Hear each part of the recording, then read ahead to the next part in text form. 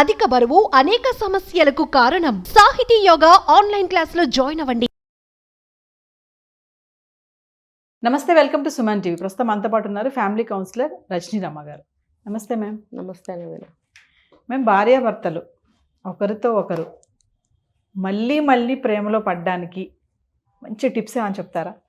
ఎందుకు అడుగుతున్నానంటే చాలామంది ఈ ఉరుకుల పరుగుల జీవితంలో టైం ఉండక కొట్టుకోవడం, తిట్టుకోవడం, కొంచెం గ్యాప్ ఇవ్వడము, ఇలాంటివన్నీ పెరిగిపోతున్నాయి. పాపం వాళ్ళకి మళ్ళీ తిరిగి మాట్లాడుకోవడానికి టైం ఉండటం లేదు. రాత్రి గొడవ అయితే ఉదయం మళ్ళీ కలిసి మాట్లాడడం టైం లేదు వాళ్ళకి, మళ్ళీ ఆఫీస్కి వెళ్ళిపోవడం. మరి అలా ఉన్నటువంటి కొంతమంది కపుల్స్ కోసమే మాట్లాడుతున్నాం ఈ వీడియో. అలాంటి వాళ్ళకి మళ్ళీ వాళ్ళు ప్రేమలో పడడానికి మంచి టిప్స్. ఇప్పుడు ప్రేమ అనేది దానికి ఒక వయసు ఏమి ఉండదండి. అది వాళ్ళని ఒకళ్ళనొకళ్ళు అర్థం చేసుకుంటూ చేసేదే జర్నీ, వాళ్ళ ఒక లైఫ్ జర్నీ. అది వాళ్ళ లైఫ్ని నడిపిస్తుంది అన్నమాట చివరి వరకు మంచిగా. అంటే దీన్ని ఎలా చెప్పాలి, ముందు నుంచి కూడా ప్రేమగా ఉంటూ ఆ జర్నీని సాగించాలి. ప్రతిదానికి అభిప్రాయ భేదాలు, నెగిటివ్ ఫీలింగ్స్, తర్వాత చేసిన ప్రతిదానికి తప్పు పట్టడాలు, ఇలాగ నడిచింది అనుకోండి లైఫ్ అంతా కూడా మార్పు లేకుండా అలాగే జరుగుతుంది. చివరికి వచ్చేటప్పటికి చాలామంది ఇప్పుడు చూస్తున్నాం విడిపోవడాలు, గొడవలు పెద్ద వయసు వచ్చిన తర్వాత. ఇది మనం చాలాసార్లు మాట్లాడుకున్నాము. అయితే వయసులో ఉండగా ఎలాగోలా జరిగిపోతుంది. ఆ ప్రేమ ఉండనే ఉంటుంది, ఆ అట్రాక్షన్ ఉంటుంది, ఆ పిల్లలతో పాటుగా నడిచిపోతూ ఉంటుంది. వాళ్ళు సెటిల్ అయిపోతారు, వాళ్ళు ఎలా పెరిగారనే దాని సంగతి పక్కన పెడదాం. అయిపోతుంది, సెటిల్మెంట్స్ అయిపోతే మళ్ళీ వీళ్ళిద్దరే మిగులుతారు. ఇలా అంటే వయసులో ఉన్న వాళ్ళకి కూడా నేను చెప్తున్నాను. ఇప్పుడు మన బిజీ లైఫ్లో మనకి ఏం కావాలో మనకి తెలీదు. తర్వాత టైం ఉండదు, ఆలోచించే టైం ఉండదు. ఉన్నా అది ఇంప్లిమెంట్ చేయడానికి అవకాశము టైము రెండు ఉండవు. ఎందుకంటే రొటీన్లో మనం బిజీలో పడిపోతాం. దేనికి టైం ఉండకుండా అవుతుంది. వాళ్ళు చేద్దాం అనుకున్న పని నెల తర్వాత కూడా అయితే గొప్ప అనమాట. సో అలాంటప్పుడు ఏం చేయాలంటే ఎప్పటికప్పుడు, ఇది కూడా మనం చాలాసార్లు మాట్లాడాము, పర్టికులర్గా మాట్లాడుతున్నాం. ఇప్పుడు ప్రతి దానికి కూడా కొంచెం టైం తీసుకుని బ్రెయిన్కి, మనం ఏ పని చేస్తున్నా బ్రెయిన్ మనకు ఆలోచిస్తూనే ఉంటుంది. ఇప్పుడు చేస్తున్న పనిని ఇంకో విధంగా ఎలా చేయొచ్చు, లేదు ఒక ఏజ్ గడుస్తున్న కొద్దీ, రోజులు గడుస్తున్న కొద్దీ మన లైఫ్ బిజీగా నడుస్తున్నప్పుడు మైండ్ ఫ్రీజ్ అయిపోయి ఉంటుంది. అదేంటంటే ఆటోమేటిక్గా చేస్తూ ఉంటాం పనులన్నీ. మనస్ఫూర్తిగా మనం అటెన్షన్లో ఉండి చేయలేం, అంత ఆటోమేటిక్గా జరుగుతుంది. ఇప్పుడు ఈ టైంకి వెళ్ళి బ్రష్ చేయాలి, టైంకి వెళ్ళి బట్టలు ఇస్త్రీ చేసుకోవాలి, ఈ టైంకి వెళ్ళి బాక్స్ కట్టుకోవాలి, టైంకి బండి తీయాలి, ఆటోమేటిక్గా అక్కడికి వెళ్ళి వాచ్ తీసుకొని పెట్టుకుంటాం, పెన్ను పెట్టుకుంటాం, ఫోన్ పెట్టుకుంటాం, అంత ఆటోమేటిక్గా జరుగుతుంది. బ్రెయిన్లో అన్కాన్షియస్ మైండ్లో ఉండిపోతుంది కదా, సబ్ కాన్షియస్లో. ఆ ఉండిపోయినప్పుడు ఆ ఆటోమేటిక్గా చేసేస్తాం పనులు. నిజంగా అది గుర్తుండి కాదు. ఇప్పుడు వాచ్ తీసి పెట్టుకోవాలని గుర్తుండి కాదు, బ్రెయిన్లో మనకి ఫీడ్ అయి ఉంటుంది కాబట్టి ఆటోమేటిక్గా చేసేస్తాం ఆ పనులు. ఈ మైండ్ ఫ్రీజ్ అయిపోయి ఉంటుంది అనమాట. సో ఏం చేయాలంటే దాన్ని మళ్ళీ మనము అటెన్షన్లో పెట్టుకోవాలి, ఎప్పటికప్పుడే పెట్టుకోవాలి. పెద్ద వయసు చిన్న వయసు అని కాదు, అలా పెట్టుకుంటే అటెన్షన్లో ఉంటూ ఒకళ్ళనొకళ్ళు పలకరించుకుంటూ, ఇప్పుడు వారానికి ఒకసారి ఫ్యామిలీతో బయటకి, వారానికి ఒకసారి కుదరకపోతే 2 వారాలకు ఒకసారి బయటకి ఎటో ఒకటి వెళ్ళడము. అంటే ఎక్కడికో వెళ్ళి షాపింగ్లు, ఎక్కడికో వెళ్ళి టూర్లే చేయక్కర్లేదండి. నా అనాలిసిస్ ప్రకారము అందరూ కలిసి ఊరికినే మనం కొంచెంసేపు అలా ఎక్కడికైనా వెళ్ళి రావచ్చు. ఒక కూరగాయల మార్కెట్కి వెళ్ళొచ్చు, లేకపోతే ఏదో గ్రాసరీస్ కోసం అందరూ కలిసి వెళ్ళొచ్చు. ఇప్పుడు చూడండి సమ్మర్ వచ్చేటప్పటికి బుక్స్ అనేవి వస్తుంటాయి పిల్లలకి. ఆ బుక్స్ కొనాలంటే చాలామంది పేరెంట్స్ వెళ్ళి కొనుక్కొచ్చేస్తుంటారు. అలా ఎందుకు పిల్లల్ని తీసుకుని వెళ్ళండి, పిల్లలు ఉత్సాహపడతారు. మా షాపింగ్ ఈరోజు, స్కూల్స్ రీఓపెనింగ్ అవుతున్నాయి, బుక్స్ కావాలి, పెన్నులు, పెన్సిల్స్, ఇంకా ఎన్నో వాళ్ళకి అవసరాలు ఉంటాయి కదా, అవన్నీ కూడా పిల్లలతో కలిసి వెళ్ళండి. అప్పుడు మీకు కూడా మైండ్ ఎంతో ఏమంటారంటే వికసించినట్టు ఉంటుంది, చాలా ప్రశాంతంగా మైండ్ ఓపెన్ అయినట్టు చాలా హాయిగా అనిపిస్తుంది. పిల్లలతో షాపింగ్ చేయండి. ఎందుకంటే ఆ కాసేపు పిల్లలు అటు ఇటు వెళ్తూ అది కావాలి ఇది కావాలి అని అంటూ షాప్లో తిరుగుతూ ఉంటే వీళ్ళ మైండ్ ఆటోమేటిక్గా అటెన్షన్లోకి వస్తుంది. అలాగే ఎప్పుడైనా అందరూ కలిసి ఒక కూరగాయల మార్కెట్కి వెళ్ళండి. దానివల్ల రెండో ఉపయోగం ఏంటంటే పిల్లలకి కూడా అది అన్నీ తెలుస్తాయి.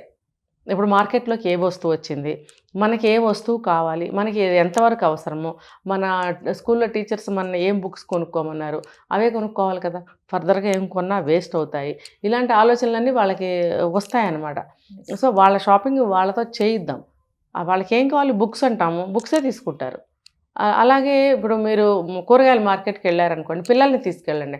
దానివల్ల ఏమవుతుందంటే కూరగాయలు పుచ్చులు అవి లేకుండా ఏరమని చెప్పండి వాళ్ళకి. తర్వాత ఎంత క్వాంటిటీ తీసుకుంటే మన ఫ్యామిలీకి సరిపోతుంది. వాళ్ళు కూరగాయలు అమ్మే వ్యక్తి ఎవరైతే ఉన్నారో వాళ్ళు చెప్పిన రేట్ ఉంటుంది కదా, దాన్ని కొంచెం తగ్గించి అడగడం. ఇప్పుడంటే బార్గెనింగ్ తగ్గిపోయింది అనుకోండి బయట, అయినా కూడా అలాంటివి అలవాటు చేయడం అనమాట. అలాగా చిన్న చిన్న వాటికి పిల్లల్ని అందరు ఫ్యామిలీ వెళ్ళొచ్చు, తప్పేమీ లేదు.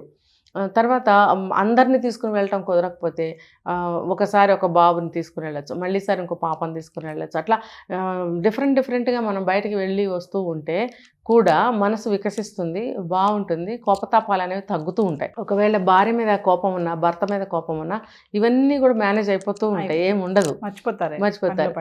అప్పుడు ఇంకా ఒక నెల 2 నెలలకు ఒకసారి మీరు అన్నట్టు బయటకు వెళ్ళండి. ఎందుకంటే అది ఖర్చుతో కూడుకున్నది కదా, ప్రతిసారి అందరూ వెళ్ళలేరు. సో నెల 2 నెలలకు ఒకసారి మీరు బయటకు వెళ్ళలేకపోయినా లోకల్గా అన్న తిరగండి. మనకు ఉన్నాయి కదా మ్యూజియంస్ అని, జూ పార్క్స్ కానీ, అలా ఉంటాయి పార్కులని, తర్వాత ఉన్నాయి ఎంటర్టైన్మెంట్స్ చాలా ఉన్నాయి. అలాంటి వాటికి నెల 2 నెలలకు వెళ్ళచ్చు. సంవత్సరానికి ఒకసారో 2 సార్లు ఏదన్నా ఒక యాత్రకి వెళ్ళిరండి. అది మంచి ప్లేస్ మీరు సెలెక్ట్ చేసుకుని ఒక ట్రిప్కి వెళ్ళిరండి, అది బాగుంటుంది. తర్వాత అలా పిల్లలు ఎదుగుతున్న క్రమంలో ఎప్పటికప్పుడు మన లైఫ్ని మాడిఫై చేసుకుంటూ చక్కగా ముందుకు తీసుకెళ్తూ ఉండాలి. ఇంకా అందరూ వెళ్ళిపోయిన తర్వాత ఇద్దరే ఉంటారు, అసలు సమస్య అక్కడే వస్తుంది. ఇది ట్రెండింగ్ అనమాట. అప్పుడు వీళ్ళు ఎవరి పనుల్లో వాళ్ళు ఉంటారు, పనేం పెద్దగా ఉండదు, కానీ ఎవరి పనుల్లో వాళ్ళు ఉంటారు. అంటే ఇంకేముంది, పిల్లల కోసం మాట్లాడుకున్నాం, పిల్లల కోసం వెళ్ళాము, పిల్లలతోనే లైఫ్ అంటారు కదా. సో పిల్లల కోసమే అన్ని పనులు చేసాం, ఎక్కడికి వెళ్ళినా ఏం చేసినా అన్ని పిల్లల కోసం చేసాము. ఇంకా బంధువులకి ఫంక్షన్లు అవి ఇవి అంటే కూడా ఇంకా వెళ్ళలేక కొంతమంది మానేస్తూ ఉంటారు. అలా ఎందుకు మానద్దు, వెళ్తూ ఉండండి. ఇప్పుడు నేను ఈ సందర్భంగా ఒక టిప్ ఇస్తున్నాను, జనం మరి ఏమన్నా తిట్టుకున్నా నాకు పర్వాలేదు. ఏంటంటే ఇప్పుడు ఒక పెద్ద వయసుకు వస్తారు, ఫంక్షన్స్ బాగానే పిలుస్తూ ఉంటారు అందరూ కూడా, వీళ్ళు వెళ్ళలేకపోతారు. మెయిన్ రీజన్ చెప్పనా, వీళ్ళకి కొంతమందికి అంత స్తోమత ఉండదు. ఏదో కొంత సంపాదించుకున్నారు, పిల్లలకి ఒక దశకి తీసుకొచ్చారు, అయిపోయింది, ఏదో నార్మల్గా బ్రతుకుతున్నారు. కానీ ఫంక్షన్స్ వచ్చాయి, వెళ్ళాలి, ఆబ్లిగేషన్, గిఫ్ట్లు ఇవ్వాలి కదా. ఫంక్షన్స్ ఇలా వస్తూనే ఉన్నాయి, అందరికీ గిఫ్ట్లు ఇచ్చుకుంటూ వెళ్ళే వయసు కాదండి అది.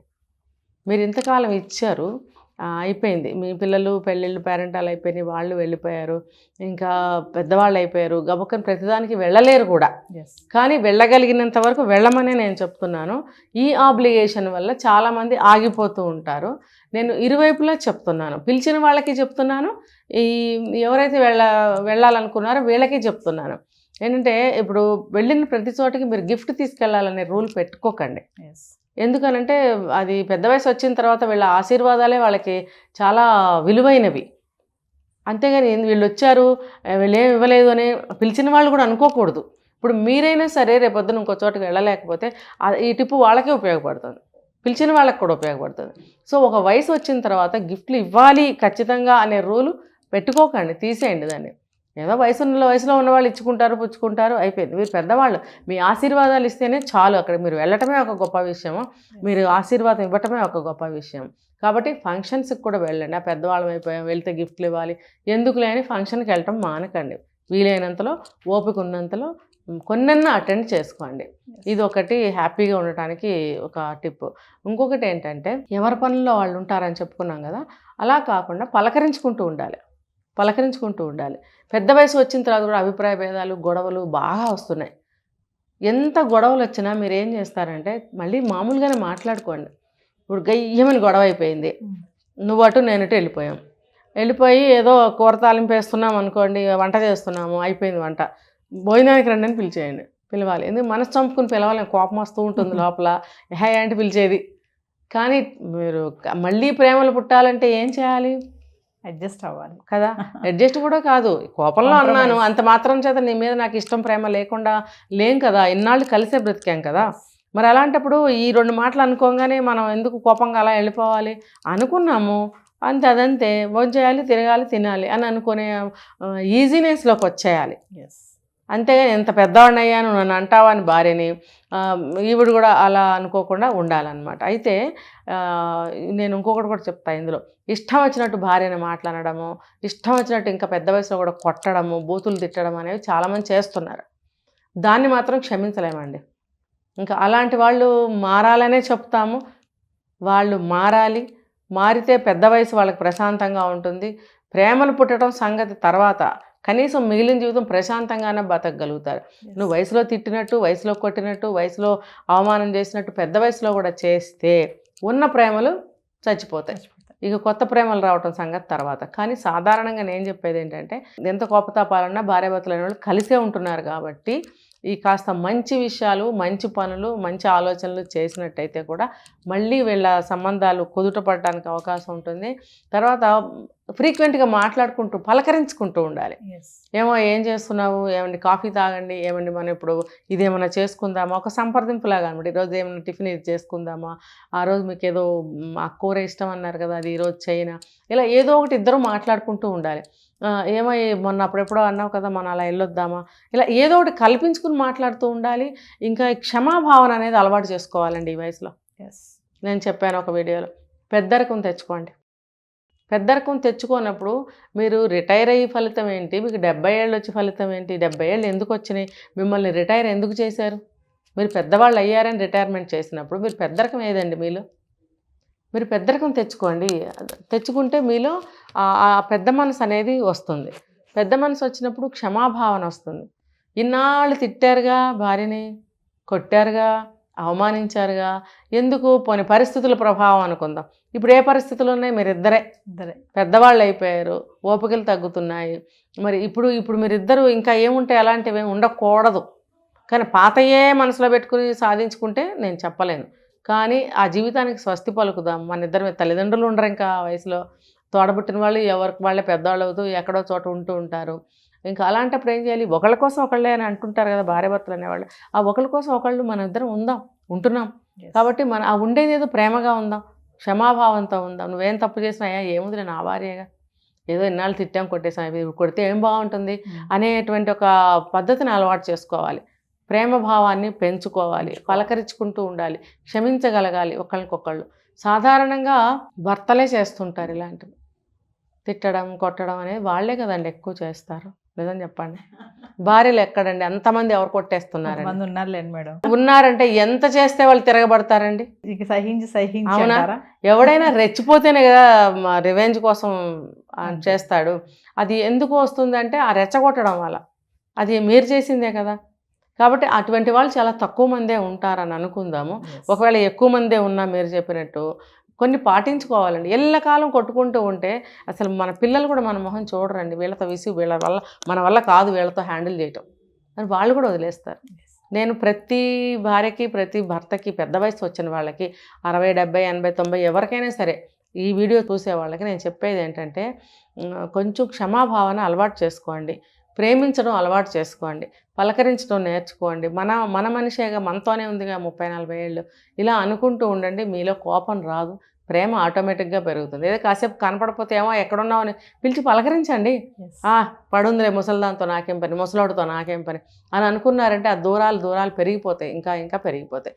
కాబట్టి పలకరించుకుంటూ ఉండండి. చక్కగా అన్ని మాటలు మాట్లాడుకోవచ్చు, ఎక్కడికైనా వెళ్ళచ్చు ఒప్పుకున్నంత వరకు. దానివల్ల ప్రేమ పెరుగుతుంది కానీ తగ్గదు కదండి. ఇలాంటివి చేయమని నేను చెప్తున్నాను. సో మీరు చెప్పిన టిప్స్ పాటిస్తే మేడం ఖచ్చితంగా భార్యాభర్తలు ఒకరితో ఒకరు మళ్ళీ ప్రేమలో పడే ఛాన్సెస్ చాలానే ఉన్నాయి, అవకాశాలు కూడా చాలానే ఉన్నాయి. ఏమంటే బోల్డ్ టైం ఉంటుందా లేదా చెప్పండి. ఖచ్చితంగా. ఫర్ ఎగ్జాంపుల్ మీరు రామాయణం భారతం ఇష్టం అనుకోండి, ఈ రోజుల్లో ఎవరు చదవట్లేదు, ఊరికి ఎగ్జాంపుల్ చెప్తున్నా. అందులో మీరు సీతారాముల కళ్యాణం ఘట్టం ఏదైనా తీసుకుంటే అక్కడ అందులో ప్రేమ విషయాలు ఎన్నో మనకు దొరుకుతాయి. అవి డిస్కస్ చేసుకోండి. పోనీ మీలో ఉన్నటువంటి ఆలోచనలు మళ్ళీ ఒకసారి గుర్తుకొస్తాయి, మీలో నవ్వు వస్తుంది, చక్కగా మాట్లాడుకుంటారు. దానివల్ల ఎంతో మనసులు ప్రశాంతంగా ఉంటాయి, చక్క సంతోషం అనేది నిండుతుంది మనసులో. చాలా హ్యాపీ అనిపిస్తుంది ఇద్దరికి కూడా. నువ్వు అలా చేయలేదేంటి, అప్పుడు నువ్వు ఇలా చేయలేదేంటి అనే గుర్తు తెచ్చుకున్నారనుకోండి ఆ సంఘటన ద్వారా, ఎంత బాగుంటుంది. ఇటు రామాయణాన్ని మీరు మాట్లాడుకుంటున్నారు, దీంట్లో మీ మెమరీస్ని రికలెక్ట్ చేసుకుంటున్నారు.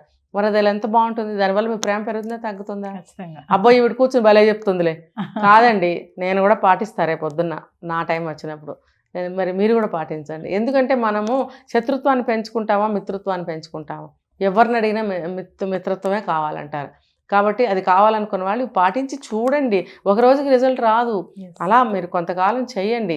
మనం మార్పు చూపిస్తే రెండో వ్యక్తిలో మార్పు వస్తుంది. Yes. అతనిలో రాదులే అని మనం ఇలాగే కూర్చుంటే అతనిలో రాదు. మనం కూడా రెండో రోజు మళ్ళీ చేయలేము ఆ పని. అలా చేస్తూ ఉండండి. వాళ్ళు చేసేటట్టుగా మనం పరిస్థితులు కల్పించాలన్నమాట.